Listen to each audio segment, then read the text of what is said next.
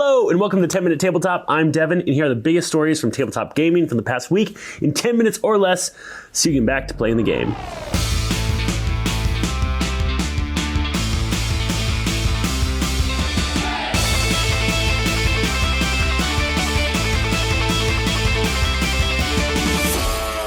I was right. The new Ravenloft book that we had heard about from a few episodes ago is in fact a Strahd novelization. The next licensed D&D novel has a title, cover, and synopsis. Penguin Random House has revealed that Ravenloft, Heir of Strahd by Delilah S. Dawson for April 2025. The synopsis tells the usual story of a party who ended up in Barovia and accepts Strahd's invitation to dinner at Castle Ravenloft. They have no memory of how they got to the Cursed Land or how to get out. As the horrors of Ravenloft threaten to claim them, they must confront the inner darkness, learn to trust each other, and use all their skills to survive. And the novel can now be pre-ordered at $30. This seems like a pretty easy win. WotC has been relaunching their kind of book series this past year, trying to update it, trying to make it more approachable, or just try to kind of turn over the stories. And Curse of Strahd is one of the most popular adventure modules that Dungeons & Dragons has ever put out. Trying to drive in a novelization here. This is some new characters. D&D is known for like the Driss series with Caddy Bree, Brunar, all of those kind of classic characters from the R.A. Salvatore novels. So they're trying to find a new group of heroes for folks to latch onto. I believe Wizards is looking at Curse of Strahd as a good vehicle to kind of push those heroes into the spotlight to hopefully have a new audience of readers get excited about. Starfinder II level 10 playtest is here. The Starfinder II playtest continues by introducing a high-level adventure, Empires Devoured, which puts players in control of 10th level characters who are overseeing peace talks between the Aslanti Star Empire and the Velskarium. I'm not sure if I'm saying that right. But a sudden attack leads to a bunch of chaos, and the heroes need to save the day in order to maintain peace. Paizo is promising new monsters and known monsters updated for 2E, roleplay for negotiations, and the ability to take part in a historic Starfinder lore event. The playtest surveys are available to collect player input about high-level Starfinder 2E play, but the adventure itself is also being sold in print for its own merits. The print edition is $24.99 and the PDF is $19.99.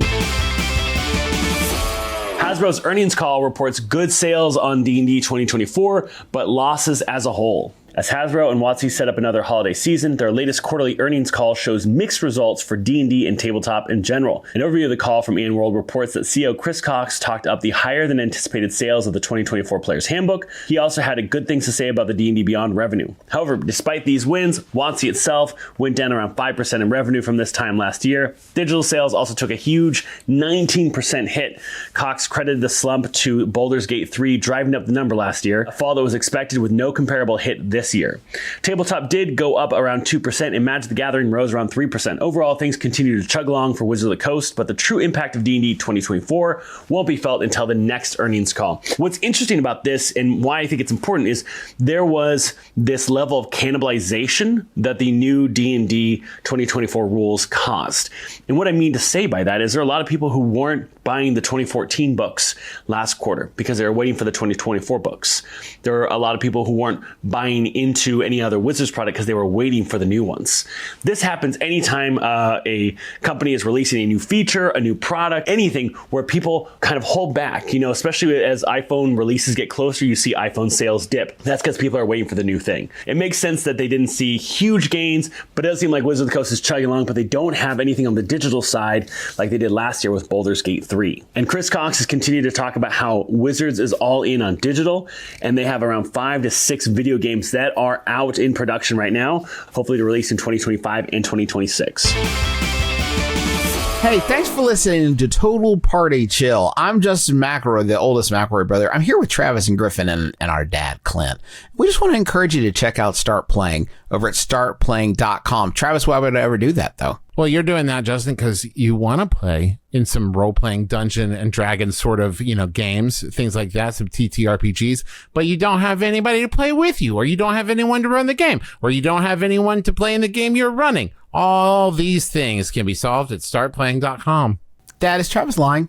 No, he is not like Travis. My Travis? No, my Travis is as honest as the day is long because these guys that's not true. Well, okay, maybe not as long, maybe 12 hours. Start Playing does a great job of matching you up with just the right game, just the right game master, just the right fellow players. It's a great opportunity for you. So go to startplaying.com, get matched up to the right game and the right GM for you, and make your own adventure zone. Legend of Box Machina has been renewed for season 4. Amazon is doing what Netflix won't by ordering a 4th season of a beloved series. Legend of Box Machina will continue to tell the Critical Role story with another season, and it's reported that there's already a 5th season in pre-production. Season 3 of Box Machina ended last week, and now we're waiting for the Mighty 9 to release. This is important because Vox Machina was in the top 5 spots on Amazon streaming for 2 weeks. That's huge. And when you see those numbers kind of beating out Rings of Power and a bunch of other new releases, Amazon sees that Vox Machina is a hit, and so they're going to try to push heavy with the Mighty 9 release as well. Hunters Entertainment is releasing a Life is Strange tabletop RPG. Two Moons Rising, a murder mystery game based on the Life is Strange universe, is now available as a free download on DriveThru RPG. The game was designed by Wesley Crowe as part of a collaborative effort between Hunters Entertainment, Square Enix, and Compadre to coincide with the release of the Life is Strange double exposure. The game presents a murder mystery scenario complete with a murder board and is played with D6s. There's also an actual play of Two Moons Rising, starring several well-known figures in the tabletop RPG space, and it's available right now on YouTube. Why is this important? When we see games like Alice is Missing that really kind of revolutionize the idea of a tabletop role-playing game, Life is Strange is doing the same thing. And it almost feels very much like Jib and Cha.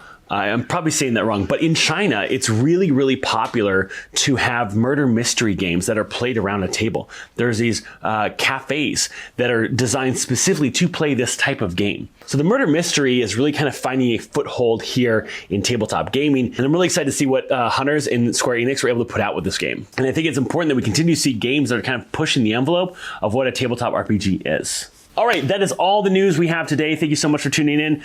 If you want to support the show, head over to our Patreon at patreon.com/totalpartychill, or you can support the show by sharing this with your friends, your family, or your enemies. That's all for now. We'll see you next week.